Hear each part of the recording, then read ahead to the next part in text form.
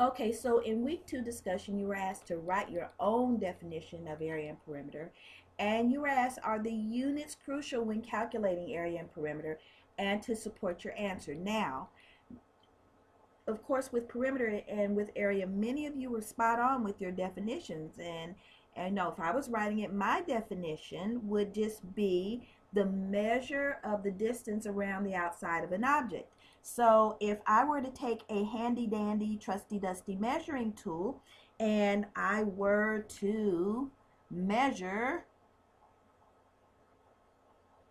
measure along this side, and then measure along this side, and then this side, not trying to be perfect, just trying to illustrate a point, and this side,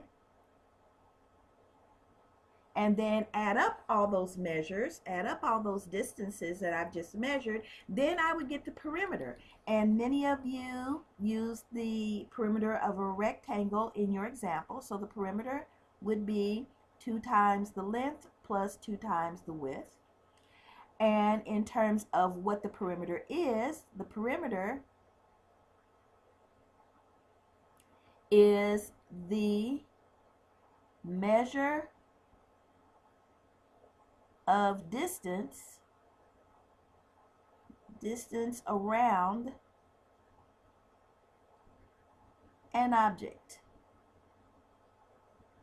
So we can take the perimeter of a triangle, for example. If we knew what the measurements of all the legs were, we could add up all those measurements and we would get the distance or the perimeter of the triangle.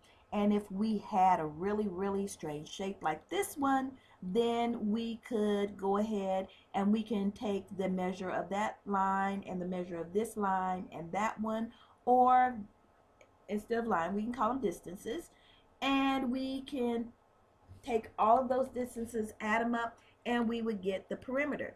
Now, many of you probably remember going in stores during the holidays and those beautiful decorative boxes, and they're all covered with gorgeous fabric, and they've got this beautiful cording along the edges. Well, somebody just went along and they just measured the edges around the box, and they bought enough cording to put around those edges. And that's another way that we use perimeter in real life. And many of you have gardens and you probably have them enclosed in some kind of a way. That's another example of perimeter. Now, when we talk about area, when we talk about this thing called area, area is just how we measure the inside of an object. So that's just how we measure the inside of an object. And of course, many of you used the rectangle as an example, and you said, okay, well, the area of a rectangle is length times width.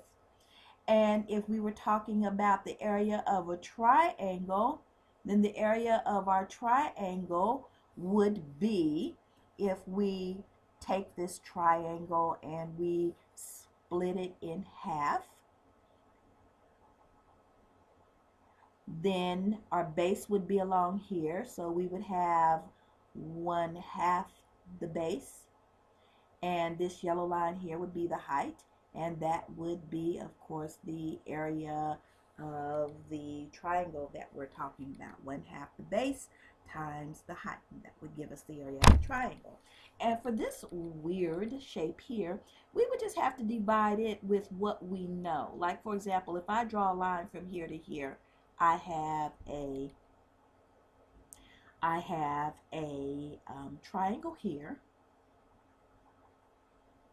And if I kind of sort of look closely at it, this shape right in here kind of sort of looks, I don't know, kind of a trapezoidish. So we could say this, we could look at the area of a trapezoid here. And we could calculate the area here and calculate this area, add those two together, and then that would give us the area of this particular figure here. Now, what's important about area is how the units are designated. So here, area is the measure of the inside surface of an object. And how the units are designated are really important because let's say we want to carpet our room. So let's say this rectangular figure here represents the room that we want to carpet. And let's say we want to put some kind of decorative tile down around the edges of it. So we would, of course, measure the perimeter. So let's say here, let's say this is 5 foot here. And let's say this is 4 foot here. And if we wanted to measure the perimeter of this rectangle here, we want to measure the perimeter. And let's do this in a different color. Let's do this in the yellow. Then the perimeter, of course, would be 2 times our length plus 2 times our width. Well, our length, 2 times our length is 4 feet. So we've got 4 feet here. And let me go back and put that T onto there because I did write it. Just didn't come through very well.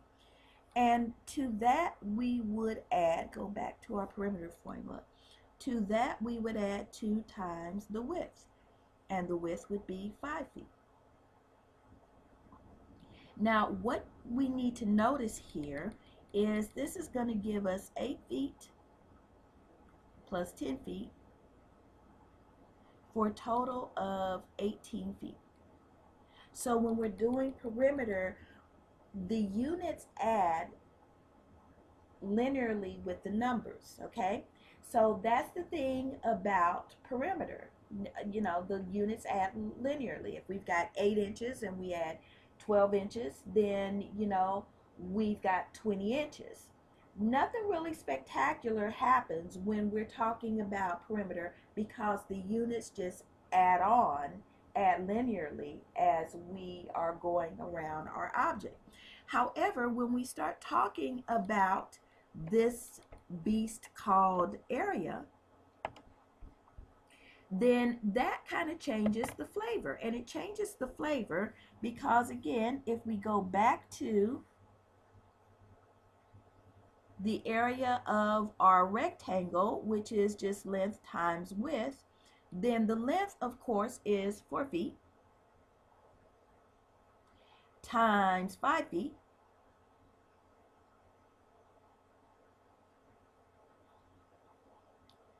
and that would give us 4 times 5 gives us 20. But then we also do math with units, so we would have this whole idea of feet times feet, and that would give us 20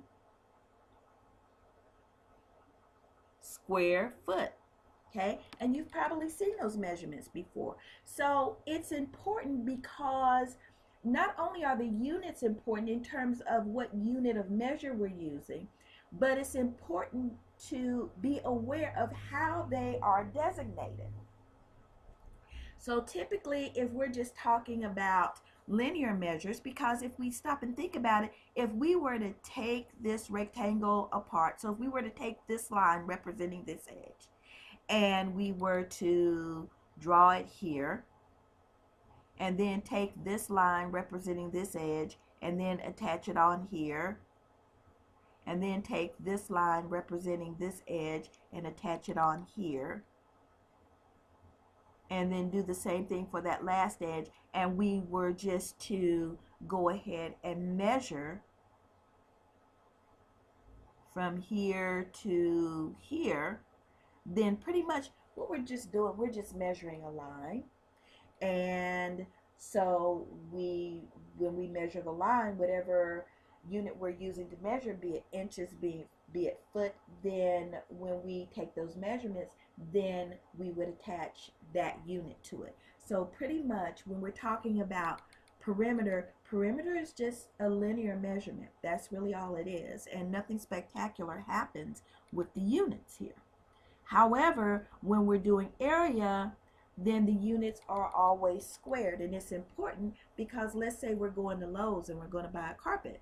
Well, you know, depending on what kind of carpet you're going to buy, it's either sold and priced by the square foot, or if you're going to buy carpet off of one of those big bolts that they have, notice the width is already determined for you by the width of the bolt, but what you need to know is the length of the room. So that's sold by what they call the linear yard, and that's what distinguishes area from perimeter, is how the units are designated. So I hope that this has helped all of you, and I'll be back and we'll talk about unit week 3 discussion.